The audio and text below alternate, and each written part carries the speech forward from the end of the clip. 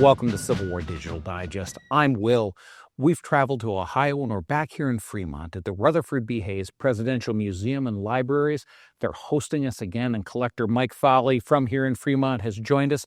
Mike, who are we going to talk about today? Well, Will, thank you. It's a great pleasure to be here. And today we're going to be talking about John Howard Willets, or known through his paperwork as J. Howard Willets, talking not only about his personal life, but then the artifacts that we have here before us. Fantastic. Well, as we do that, let's get started, but we need to say thanks to some folks. First, beyond the museum, we say thanks to our patrons. Mike is one, and the CWDD Coffee Grinders each give a little bit of money each month to make sure that we can keep this project going and keep bringing you more history. The financial support allows for travel, crew, equipment, and to make things just better and stronger for you. If you're interested, there's a link below in the comments. Let's have a chat. John Willets. Okay, well, known to us as captain of the 7th New Jersey, and then later lieutenant colonel and colonel of the 12th New Jersey. He's born in 1824 to Reuben Willets and Hannah Willets. His father was actually a physician prior to the war. So he grows up in a relatively well-to-do family. He graduates from Pennington Seminary, and then in 1855-1856 range, he's actually appointed to West Point.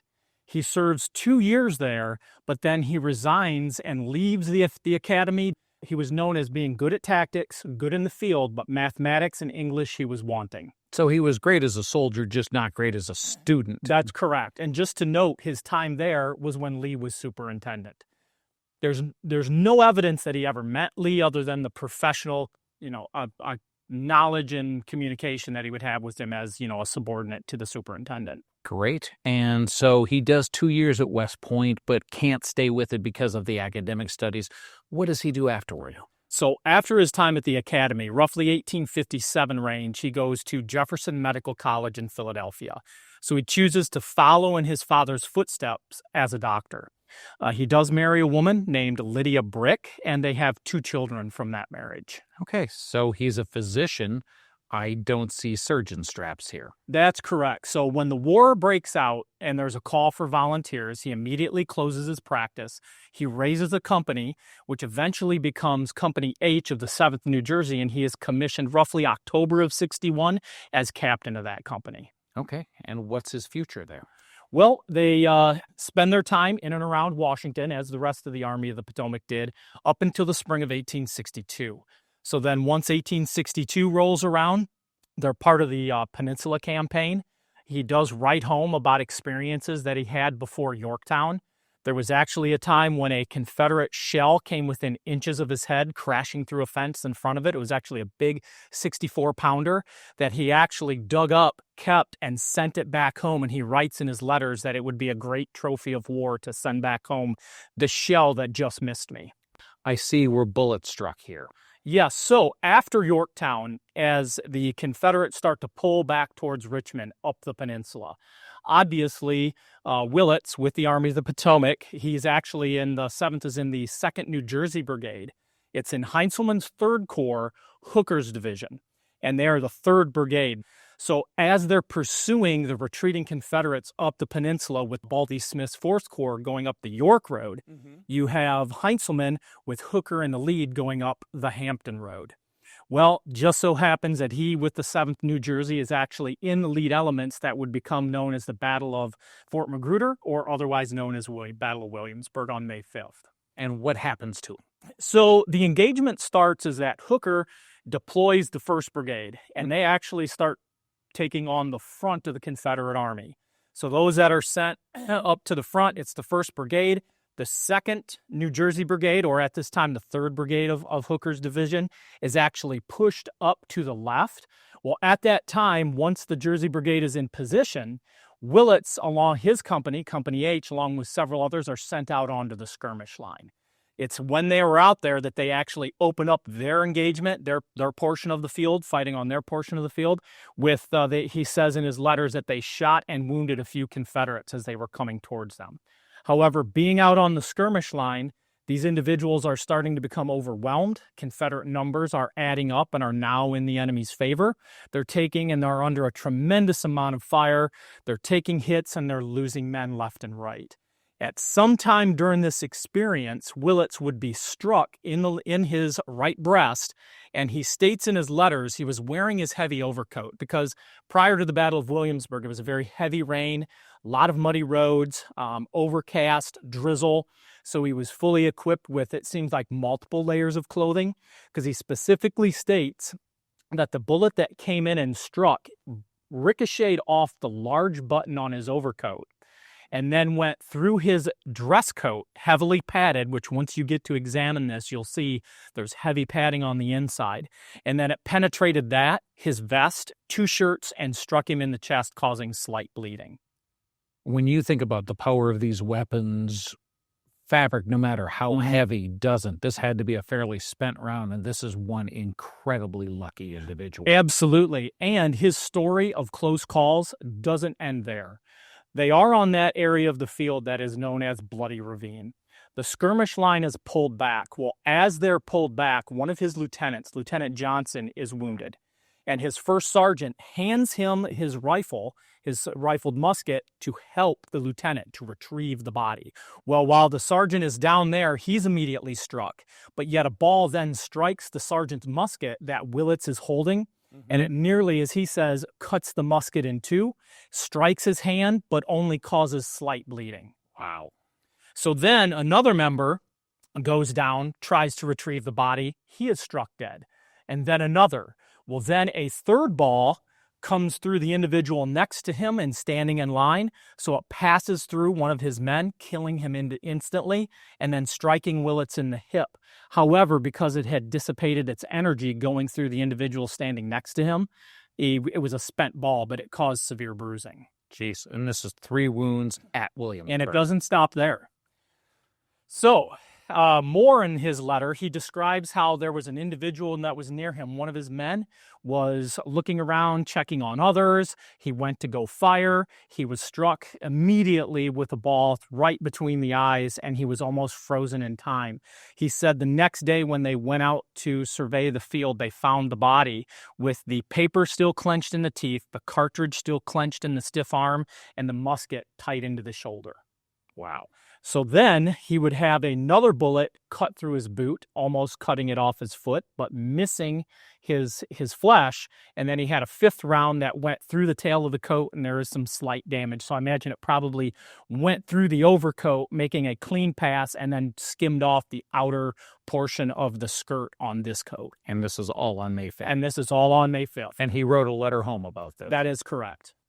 So Willets would continue on, actually. He would not report any of these injuries. It's only recorded in letters. If you look at casualty sheets, they're not on there, but they are in the accounts of his men, talking about how he obviously was downplaying how injured he was from the chest wound and the hip wound, that he would become debilitated as the campaign went on. And by roughly around the June 16th area, the regimental surgeons had enough. He gives him 10 days convalescence, and he sends him back to Washington, D.C. But it takes him 6 weeks to get that bad. That's correct, yes. So he soldiers on, guts it out, and is eventually made to go home by the surgeon to take 10 days convalescence. And of course, this being an infantry captain, he's most likely with a company and marching with his men, so he doesn't have the benefit of a horse of a That is officer. correct. Yes, absolutely. So during that time when he's in D.C., he's writing saying, "Can I please come back? It's causing me great anxiety not to be with my men. I want to get back in the field." That's the tone of all of his letters from that June 16 range to about June 25th, 26th range.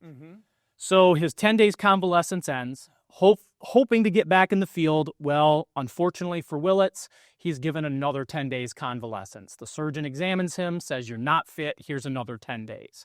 So by that time, Willets is actually pretty upset. So he resigns his commission in the 7th to pursue and then achieve the lieutenant colonelcy of the newly forming 12th New Jersey, known as the Buck and Ball Regiment. Okay. And then he would later elevate to full colonel of the 12th New Jersey. And when does his service end? So becoming lieutenant colonel and then colonel of the 12th, sometime he became lieutenant colonel roughly August of 62 and full colonel late October, early November of 62. He then winds up leading the regiment at the Battle of Chancellorsville.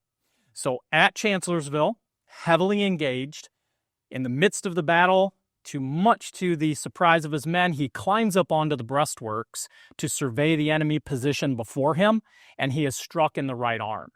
The accounts say that it made a clean hole through his arm and that he was carried off the field and attended by surgeons. The wound was so bad they actually wanted to amputate at that time. However, being a doctor and physician himself, he refused their treatment, insisted that they not amputate the arm, and by firsthand accounts, takes a handkerchief, wraps it around his arm, mounts his own horse, and rides from Chancellorsville to D.C. to seek additional medical care to save his arm, which that does eventually happen. He doesn't lose his arm. However, he does live, as his obituary says in 1926 in the Port Elizabeth newspapers, is that he did live with a hole in his arm for the rest of his life, and he had greatly reduced use of his right forearm because of it. And does he leave service because of this wound? He actually hangs on to his colonelcy of the 12th. Now, he's not in the field, and there are some accounts and letters and correspondence going back between the officers of the 12th and him, wishing that he should either return or resign his colonelcy because, of course, there's some people in the regiment that would like to elevate up to that position. During his time in D.C., convalescing now from the Chancellorsville wound, he actually is appointed as the president of the board of court-martial. So being in D.C., being in such a political position, and of course, the sitting president, Abraham Lincoln, very interested in the welfare of the men under him and very interested in court-martial cases himself, would invite Willets to the White House, and they would dine on a semi-weekly basis and discuss the different cases that were coming before the board. Wow. So he actually got to know Lincoln on a fairly personal level throughout the war. Who else did he get to know in Washington? Well, a little bit of a preface to this. Prior to his wounds, Willets was known as one of the best pistol shots in the Army of the Potomac. He grew up in New Jersey, avid hunter, avid sportsman, was used to shooting, started it at a very young age, and continued it up until into his 70s, 80s, and 90s when he passed away. His obituary states that he probably had more trophies from hunts than any other man in the state. He was that avid of a shooter.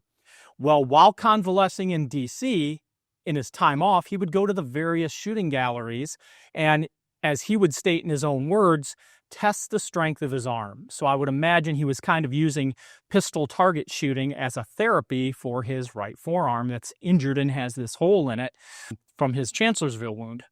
Well, while he's there, he meets another avid competition shooter named John Wilkes Booth. Wow.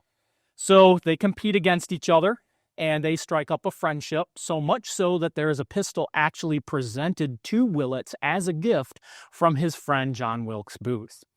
Of course, as we know what happens, the fate and the paths bringing together Booth and Lincoln at Ford's Theater in April of 65, it devastates Willets that his good friend would become such a traitor and would then assassinate another friend, the president of someone he had such high esteem for, and he would denounce his friendship to his dying days of John Wilkes Booth. And let's briefly go from Lincoln's assassination to the end of Willets' life. After the war, he returns to Jersey. He then continues his practice, and then he, in the 1870s and then in the 1880s, not only is a doctor, but he also serves in the state legislature, travels to South America in his retirement, is an adventurous type of individual. He then returns to Port Elizabeth, and he lives out his days, and then he passes away in 1926 at the age of 91. He is survived by his wife and his 2 children at that time. And he leaves a heck of a collection here. Well, that is, but it's only a portion of it, and we'll talk about that later. So here we have the focal piece of this is his jacket that survived the Battle of Williamsburg. It does have the bullet strike, and as you see, as he described, that the bullet would hit the large button on his overcoat and clearly deflect, causing a channel through the cloth. It does go through and through because, as he states, it then went through his vest and then 2 shirts and struck him in the breast. It obviously tears the cloth away. But through and through the Through the front only. That's correct, yes. Yep. So it does not go through the back. It goes through and then obviously would impact his chest. The stitching that you see was actually done by him himself. We have the repair. That is correct. Yep, the repair to that. As you see, we have a pre-bullet strike albumen of him, and we know that's the coat he's wearing because he didn't wear a Sam Brown belt, a cross belt for his saber. So he has a nice little added feature here of a field-added belt loop, which you can see in the albumen. Oh, wow. He then also has a CVD of himself taken in Philadelphia while he was convalescing of him wearing the bullet struck coat, and in his own words, he did continue to wear the coat as a badge of honor. So the coat itself, again, vintage 1862. The bars that you see on it are not the original bars. This is actually published in the book Gone for a Soldier, Journeyman in the Civil War. I believe it's on page 116. And they were actually put on there for the photo shoot to publish the jacket. So these are representative boards, but not his. That's correct. Those were on there when I got the coat. The coat was actually sold at auction in 1999 from the family, and it was without the bars. Well, lo and behold, 50 years previous to this, everything that you see on the table was separated from the collection. Wow. And then I've recently brought it back together. What was found in the field desk are the bars that forensically, I believe, were the ones that were on this coat. Not the colonel's bars. Well, the bars, but there's a story to those. If you look at the jacket, you can see that the footprint is rather large compared to the normal Smith bars. And also through the photographic evidence we have, we can see that they're very wide, very elaborate triple border gold dead bullion bars. When these bars surfaced, took one look at them, and you could see that in the velvet field that there was once Smith inserts making those bars captain's bars. Also putting those bars up to the footprint, match the diameter of the footprint exactly, and also under magnification remnants of thread matches also. So using the Smith board patent system, that field, but not that rank. That's correct. So obviously when he resigned from the 7th New Jersey as a captain, and then went to the 12th as then a lieutenant colonel and colonel. I would imagine those bars were very dear to him because of his close calls wearing those. And he removed the Smith inserts and then eventually put the oak leaf and then the full bird kernels that you see in there now. Talk to me about the vest. So the vest is his vest, not the one that was worn at Williamsburg, as there's no bullet strike or nothing that aligns with the coat. So it is ID'd to him, a lot of field service and wear. Well, we've talked about the straps, the albumen, the CDV afterward. Talk to me about the rest of the grouping here. Okay, so we have his field desk, which is a very unique piece. It's not the stereotypical very tall desk. It's made for compact travel. It does have handles on both sides. It'll all fold up. The drawer that you see in the side will slide in, and then that brass pin will go in and align with a pilot hole that keeps that drawer from coming out when the desk is closed up. Feels to me more like this is a personal desk of the officer rather than what we think of field desks, which are working desks for the administration of a regiment. Absolutely. Yeah, so this you could imagine was in his baggage in the wagons. It did come with found in the desk, 2 glass plates of him in his early years, and then also a glass plate of his father, Reuben. Okay.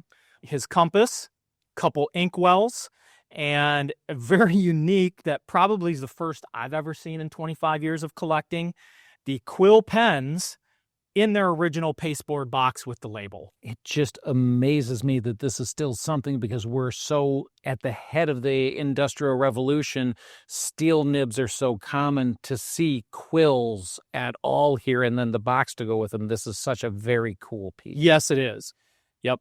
Talk to me about the frog that I see there. So we have what I believe, and this is just assumption, is this was found in the desk, and it looks a lot like the trimming that would be on an officer's overcoat. Very potentially could have been the trimming that was on the overcoat that was struck at Williamsburg. I don't know, but obviously that was important enough for him to snip it off. It's not, if you look at the edges, particularly under magnification, it's a nice clean cut. It's not a rip. It's not rotted off. It was snipped off. So that meant something to him. And for something like that to be in a personal desk, there's added value. That's correct, yes. Paperwork does come in a desk. What are we looking at? So that's an assortment of paperwork that is both from his 7th New Jersey and his 12th New Jersey. The 7th, some of it is quartermaster things. The 12th, when he's in D.C., some of it is Board of Court-Martial things. The one document that I was just so happy to see when we pulled it all out was the one over here that I have set apart, and that is actually the late June of '62 second 10 days of convalescence surgeon certificate for disability, the one that made him so upset that he couldn't return to his men, that he resigned from the 7th and then went to go join the 12th. Wow. Well, this is a beautiful grouping, but you said there's more to the story. There is. So in 1999, there was a huge auction sale where his collection, and it was probably one of the most complete. And I've been around some pretty complete collections of an field officer's grouping that I've ever seen. It was this coat, 2 more coats with colonel's bars. So they were clearly his 12th New Jersey, but neither of those had any damage to the right sleeve. They weren't bullet struck. So I'd imagine they were probably worn in D.C. when he was at the Board of Court-Martial or field service, not the one he had on at Chancellorsville. Everything from flasks to all of his letters to the 64-pound shell that he sent home that came so close to him at Yorktown, a camp chair, canteens, pistols, multiple swords, and the presentation pistol from John Wilkes Booth that was given to him as a gift. All went in that auction sale in '99. Wow. And then broken up. And broken up. That's correct. Yep. Now, this stuff here was not in that auction sale. Separated for almost 50 years. Picked this up last weekend. Quick text to you how excited I was, and here we stand today watching its reunification. Well, that's a huge thing when you talk about putting things together and getting a better context. We've been able to do that multiple times in the last couple of weeks here recently in the digest, from Rutherford B. Hayes to Curtis in the 7th Michigan, now Willets in the 7th and 12th New Jersey. What's that like as a collector to find larger pieces of the story or smaller pieces of the story and make them one larger piece? It's massively fulfilling. And my friend, Brendan Cinnamon, owner of the Union Drummer Boy in Gettysburg, he's actually the one that I got this coat through. And he's also the one that found the desk. As soon as he found it, he texted me. And of course, right there, that was a done deal.